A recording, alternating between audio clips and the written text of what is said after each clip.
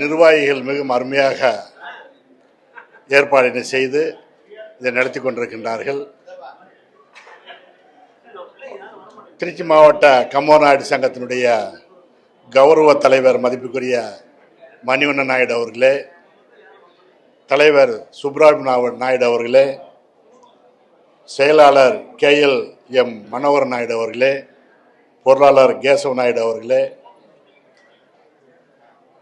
இங்கு வரவேற்பு நிகழ்த்திய தம்பி கார்த்திக் பிகாம் அவர்களே, முன்னுரை வழங்கிய முதல்வர் தந்தை பெரியார் அரசு கல்லூரியினுடைய முதல்வர் மதிப்புக்குரிய வாசுதேவ நாயுடு அவர்களே, இந்த மலரினை பெற்றுக்கொண்டு நம்மிடத்தில் சிறப்புரை ஆட்ட வந்திருக்கின்ற முன்னாள் சட்டமன்ற உறுப்பினரும் முன்னாள் அரசு தலைமை கொறடாமான அண்ணன் மனோகரன் அவர்களே, சிறப்புரை ஆற்ற வந்திருக்கின்ற சொல்லரிசி கோவை தனமணி வெங்கட்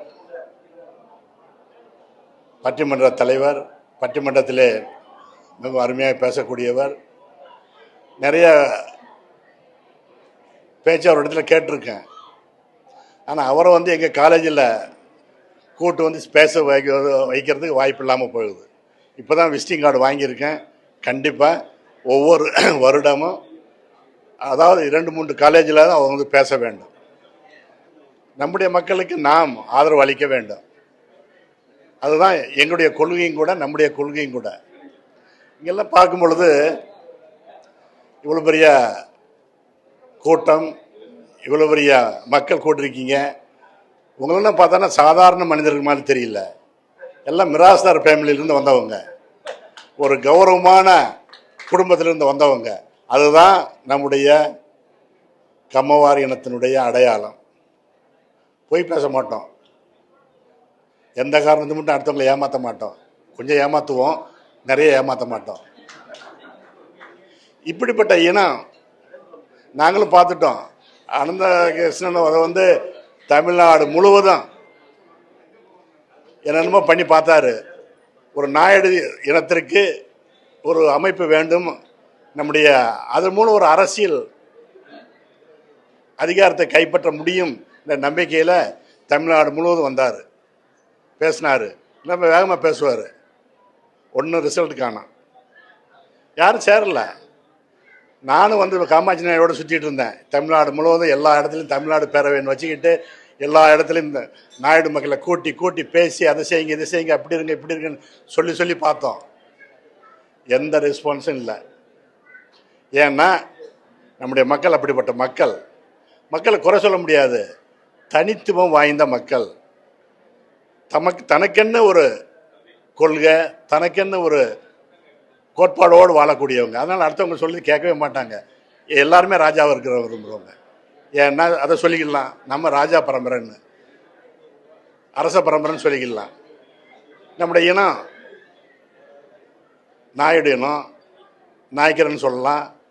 யார்கிட்ட இருந்து எப்படி வந்தது? 2 பேர் தான் தெரியும்.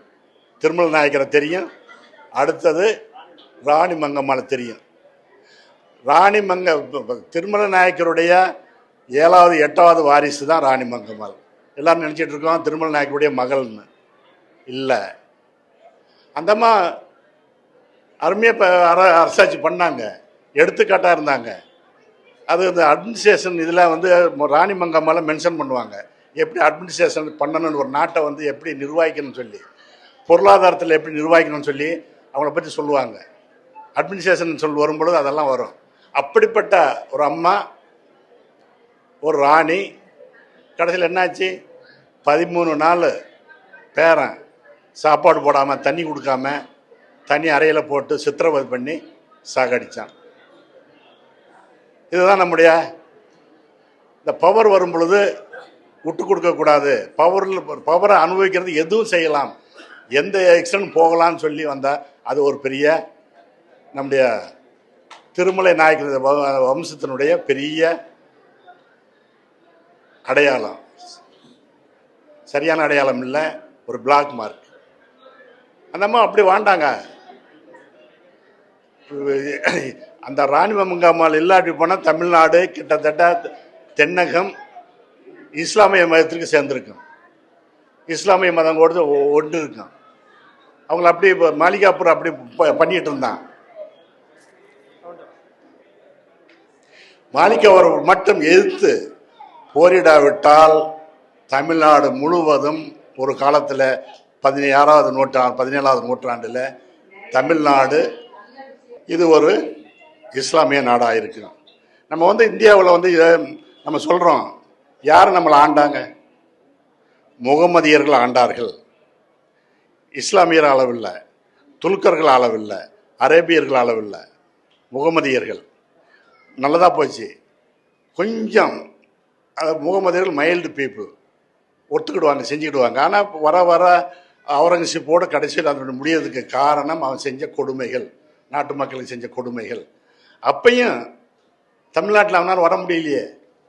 காரணம் ராணிமங்கம்மாள். தமிழ்நாட்டுக்கிட்டே வர முடியல.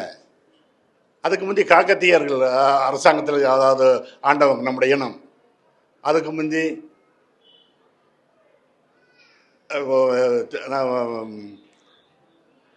அரசர்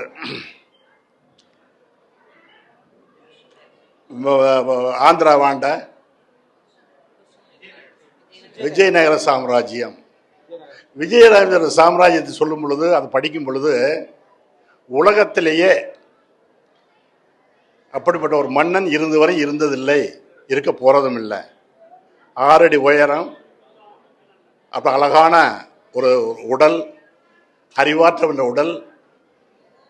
அவருடைய புஜத்தில் 5 பேரை, இந்த பக்கம் புஜத்தில் 5 பேரை, இந்த புஜத்தில் 5 பேரை எடுத்துக்கொண்டு ஓடக்கூடிய ஒரு பலசாலி.